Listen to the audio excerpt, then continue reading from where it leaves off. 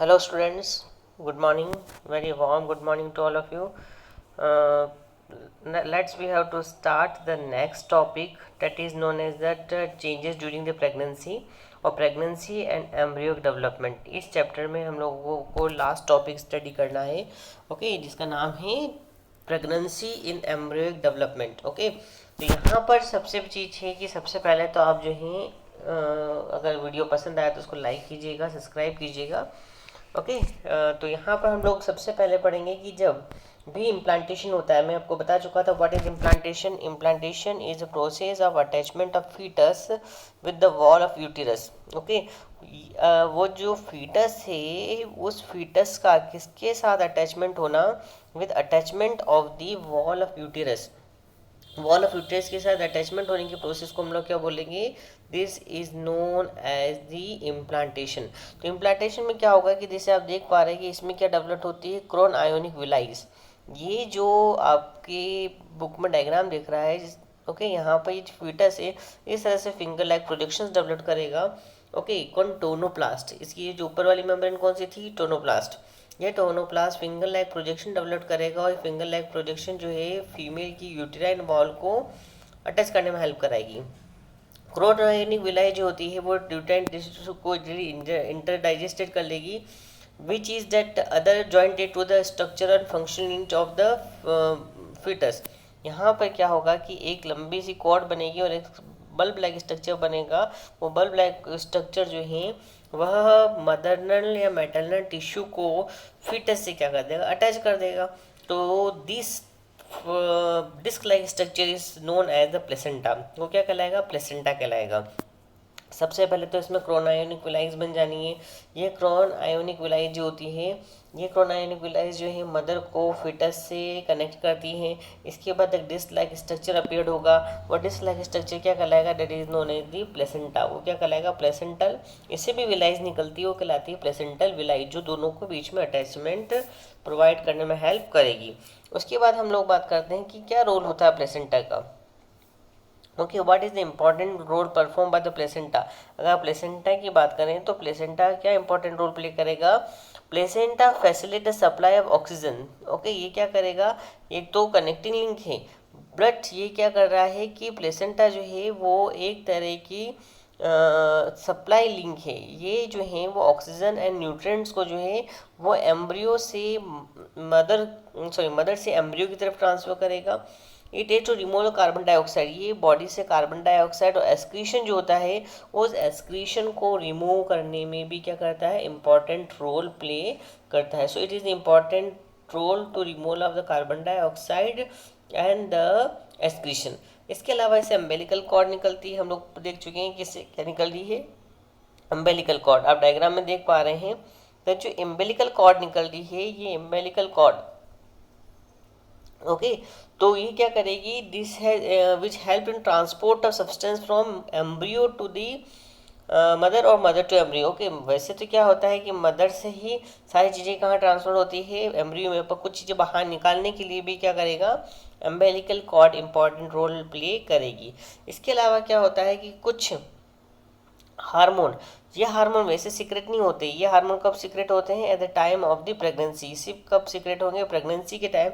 इसलिए हार्मोन को बोला जाता है सर्टेन प्रेगनेंसी हार्मोन। कौन कौन सा हार्मोन, HCG ओके। इसको हम लोग बोल रहे हैं human chorionic gonadotropin hormone, human placental hormone HPL okay, and estrogen progesterone.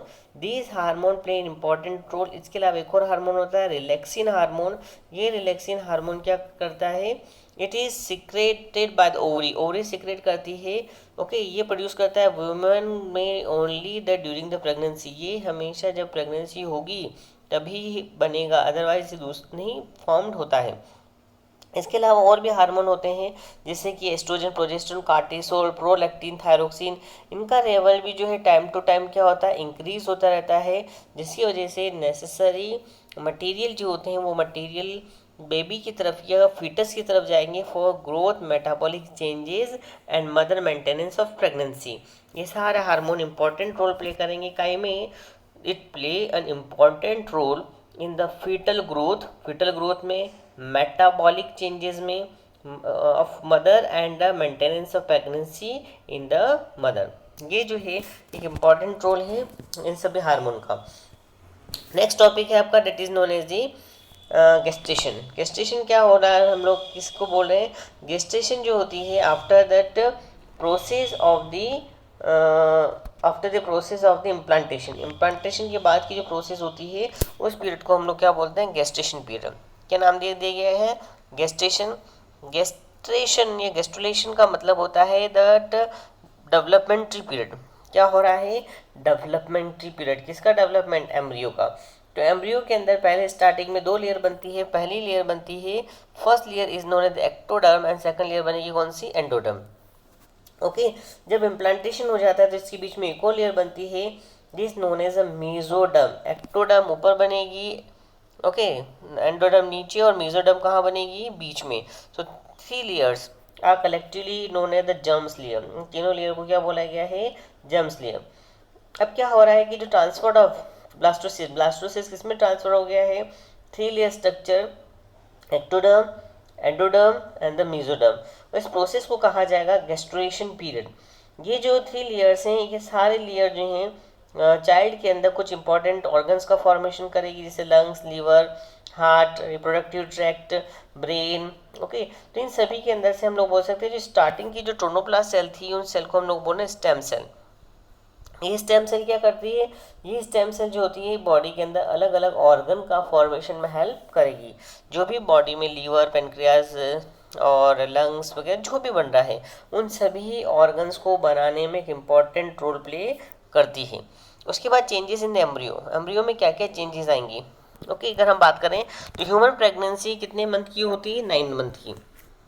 Okay और इस 9th मंथ की प्रेगनेंसी में सबसे पहला जो चीज़ बनती है, क्वेश्चन भी आता है कि फर्स्ट स्ट्रक्चर कौन सा बनेगा, तो इन 9th मंथ के पीरियड में फर्स्ट स्ट्रक्चर जो बनेगा वो क्या बनेगा, that is known as the heart. क्या बनेगा, हार्ट। 9th मंथ का फर्स्ट पीरियड में सबसे पहले क्या बनेगा, हार्ट बनेगा। उसके बाद first sign of growing face में भी notice listen the heart beat. हम लोग बोल रहे हैं सबसे पहले हार्ट बीट का बनना है, क्योंकि अगर हार्ट नहीं है, हार्ट बीट नहीं आ रही, इसका मतलब वो चाइल्ड नहीं है। वो हो सकता है कि वह एक नोड भी हो सकती है, कुछ भी हो सकता है, तो यहाँ पर उसको टर्मिनेट करवा दिया जाएगा। पर better first one is formation of the heart by the end of the second month. अब सेकंड मंथ हुआ तो सेकंड मंथ में क्या क्या चीज़ बन जानी चाहिए, वैसे डिटेल में बहुत है पर आपकी एनसीईआरटी बहुत छोटी बोलती है, बहुत कम लिमिटेड बोल रही है अभी। तो ये बोल रही है कि हमारे सेकंड मंथ में फिटस डेवलपमेंट में लिम्स एंड डिजिट क्या बनेंगे, उसमें लिम्स बनेंगे। ओके क्या बनेंगे, लिम्स एंड डिजिट्स। मतलब हाथ और पैर की उंगलियां, पहले तो हाथ पैर बनेंगे और हाथ पैर की उंगलियां इसमें फॉर्मेशन होगा। 12 वीक जो मेजर ऑर्गन जितने भी होते हैं, ओके एक्सटर्नल जेनाइटल जो हैं वो और जितने भी ऑर्गन है उसका बनना स्टार्ट हो जाता है, कंप्लीट हो जाता है। फर्स्ट मोमेंट 3 मंथ का जब बेबी होता है तो उसमें हेयर का डेवलपमेंट हो गया, ओके मूवमेंट होना स्टार्ट हो गया। सो गया 5th मंथ में जब पहुंचता है तो 5th मंथ में उसका हेयर का डेवलपमेंट होना स्टार्ट हो जाता है। फर्स्ट मंथ में हार्ट, 3 मंथ में total organ development, okay first month में सॉरी 5th मंथ में उसके हेयर का development. 12 weeks second trimester period, मतलब फर्स्ट वीक को छोड़कर सेकंड ट्राइमेस्टर बॉडी में पूरी बॉडी जो है वो फाइन हेयर से कवर्ड हो जाती है, आईलिड से कवर्ड हो जाती है, ओके एंड एयर लैशेस, इसके आई लैशेस सॉरी जो आपकी आईज के ऊपर लैशेस होती है उनका डेवलपमेंट होना भी स्टार्ट हो जाता है। 9th मंथ का कंप्लीट डेवलपमेंट होने के बाद नेक्स्ट प्रोसेस होती है डिलीवरी। ओके तो डिलीवरी पीरियड को हम लोग क्या बोलते हैं, पार्टुएशन। ओके डिलीवरी पीरियड को बोला जाएगा पार्टुएशन पीरियड। जब उसका पूरा डेवलपमेंट हो गया तो डेवलपमेंट होने के बाद की प्रोसेस क्या कहलाएगी, आपकी पार्टुएशन पीरियड। ओके तो यहाँ पार्टुएशन पीरियड में क्या होगा कि सबसे पहले क्या होता है कि एवरेज ड्यूरिंग रिमेन यूट्रस, जब वो 9 मंथ का जो चाइल्ड है या जो फीटस है, वो जब बच्चा है वह ममा के अंदर है, वह पूरा 1 से लेकर 9th मंथ का जो पीरियड है वह पीरियड कहलाता है गेस्टेशन पीरियड।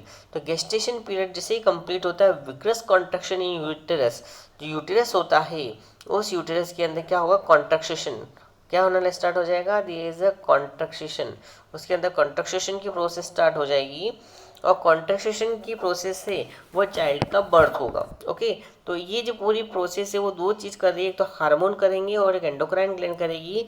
इस वजह से इसको बोला जाता है न्यूरल एंडोक्राइन मैकेनिज्म। क्या कहला जाएगा? It is known as the neural endocrine mechanism. दो कौन काम कर रहे हैं? हार्मोन। एक तो कौन काम करेगा? हार्मोन काम करेगा, और दूसरा कौन काम करेगा? That is known as the endocrine system, sorry nervous system, that is known as the neural endocrine system. अब क्या हुआ, कैसे काम करेगा? ये बोल रहा है कि सबसे पहले जो है फुली डेवलप्ड फीटस, मैंने पहले ही बता चुका हूँ कि बच्चे का जन्म जो होता है वो बच्चे ही डिसाइड करता है। ओके, तो जो फीटस है, ये फीटस ने सिग्नल भेजा किसको? पूरी फीटस ने प्लेसेंटा के थ्रू सिग्नल भेजा। ओके, किसको भेजा? मदर की पिट्यूटरी को। ओके, तो विगरस कॉन्ट्रैक्शन हुआ तो उसे बोला जाएगा फीटल, क्या बोला जाएगा? Fetal ejection reflex.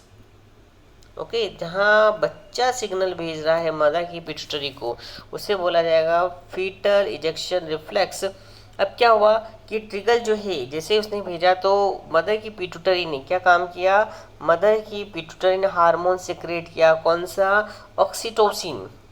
सिग्नल भेजा बच्चे ने मम्मा को सिग्नल भेजने के बाद उसने हार्मोन सिक्रेट किया। कौन सा? Oxytocin hormone. कौन सा हार्मोन सिक्रेट किया भैया? Oxytocin hormone. तो ऑक्सीटोसिन जो हार्मोन है, इससे यूट्रस की वॉल बहुत जल्दी जल्दी क्या होने लग गया? कॉन्ट्रैक्ट होने लगे। बहुत ज़्यादा अमाउंट में ऑक्सीटोसिन सिक्रेट होगा, उतने ही अमाउंट में क्या होगा कि कॉन्ट्रैक्शन ऑफ यूटेरन मसल्स जो हैं वो यूटेरस की वो बहुत जल्दी जल्दी कॉन्ट्रैक्ट होगी। Simultaneous reflex between uterine contraction and oxytocin secretion, जैसे जैसे ज़्यादा स्ट्रॉन्गर सिक्रेशन होगा वैसे वैसे बहुत ज़्यादा अमाउंट में, बहुत ज़्यादा मात्रा में यूट्रस की वॉल कॉन्ट्रैक्ट होती रहेगी, जिसकी वजह से जो है वो बर्थ कैनाल है वो ओपन हो जाएगी और चाइल्ड का हेड बर्थ कैनाल की तरफ क्या हो जाएगा? आ जाएगा। Soon after the birth of day, है ना, उसके बाद बोला गया है कि पूरा फोर्सफुली वो बेबी, बच्चा जो है वो मम्मा की बर्थ कैनाल से बाहर की तरफ एक्सपेल आउट कर दिया जाएगा। यूट्रस ने उसको धक्का देकर बाहर कर दिया। उसके बाद हार्मोन सिक्रेट किया जाएगा, रिलैक्सिन। कौन सा हार्मोन? That is known as the relaxin hormone. Which hormone? That is known as